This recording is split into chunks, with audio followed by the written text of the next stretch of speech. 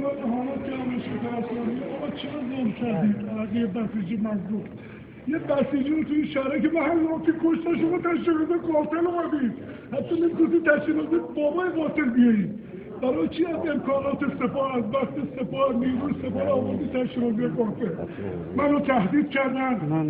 نمیدونم عراضه آواش مزاحمت شدن اینجا اعلام میکنم اگر کشته بشم مسئول آقای عراضی اینجا دارم اعلام میکنم امنیت جانی ندارم 40% جانبازم 28 سال و نیم تو سپاه خدمت کردم اما اینا دارن از یه قاتل حمایت کرد درد من اینه چرا تو سپاه پاسداران از قاتل حمایت کنن و توهین هم کنن رسما کنن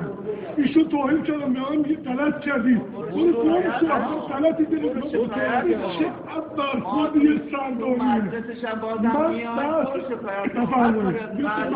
هم میاد